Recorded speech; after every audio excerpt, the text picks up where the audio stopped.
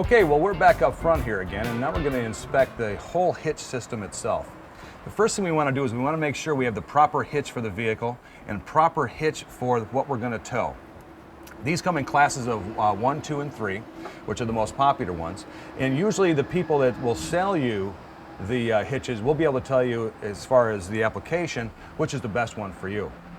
The next thing we have here is we have the ball mount itself. The ball mount itself slides inside the receiver and is securely fastened with some sort of locking device, or at least a pin that holds it securely. Because last thing we want this to do is come apart as we're driving down the road.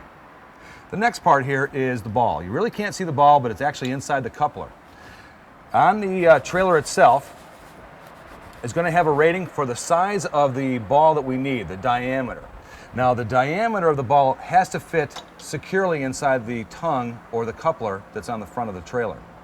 We want to make sure that now that we have the right size ball, we want to make sure that the coupler locks properly and stays locked. Again, we don't want this to come out as we're driving down the road. Next thing we need to do is we also need to secure this properly. A padlock is usually the best way to do it. Then you know that no one's going to take it in the middle of the night. After that, what we need to do is make sure we have the proper safety chains. The safety chains also make sure that if any of this comes apart, the trailer won't pass you on the highway. So let's hook these up properly. And now we're in good shape. The last thing we want to check is we want to make sure we have enough slack in our electrical harness. Because as we're turning, this coupler here is constantly moving back and forth, and we want to make sure we have enough slack so it doesn't pull apart our electrical.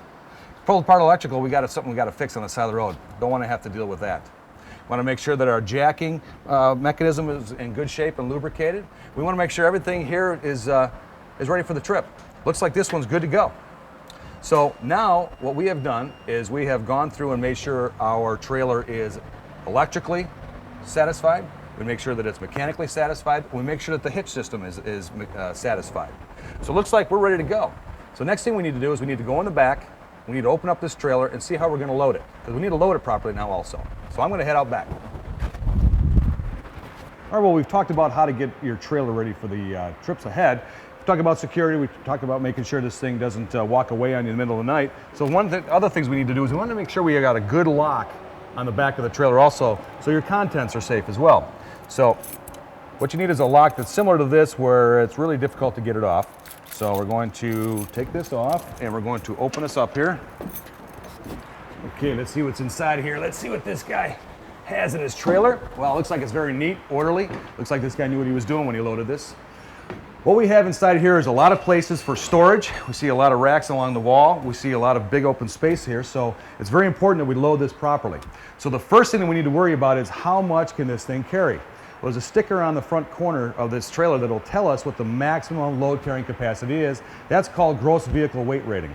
Now what that includes is the weight of the trailer itself and all of its contents, whether it's liquid, whether it's solid, regardless what it is, that is the maximum that this thing could carry. So that's very important to find out how much we can put in here.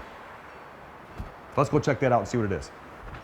Okay, what we have here is a really nice trailer. Looks like it's very well equipped. We have stuff hanging on the walls here. This stuff right here, it's very important that it stays secure. We don't want it flying around when we're going on the road, especially if we've got some really nice bikes inside here. We want to protect our investments. So we need to make sure everything is very well secure. We need to make sure we have plenty of hold downs. We need to make sure that when we have a cooler that's inside here like this, that it's strapped down to the side. Again, we don't want that flying around. And what I really like about this trailer is the way that he has the wheel chock set up. He has it staggered so he could put 1, 2, or maybe even more bikes in here. This is very good. It's very secure. We'll make sure that the front tire doesn't move around.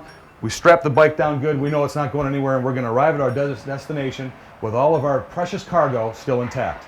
This is a great setup. I really like this. Okay, so we've made sure that our trailer is good for our trip. We've checked it electrically. We've checked it mechanically, and we made sure that we loaded it properly. This is a really nice trailer, and I know that this guy's going to have a flawless trip this summer. So thank you again for joining us in the latest episode of Ask Mick the Mechanic. I want to invite you back to Courteous Car Care for the next episode, which we're going to go over the importance of the safety and the mechanical ability of our tow vehicle. So that's going to be on the next episode. Remember, Ask Mick the Mechanic is available exclusively on boomerbikeronline.com. Thank you again, and have a great day.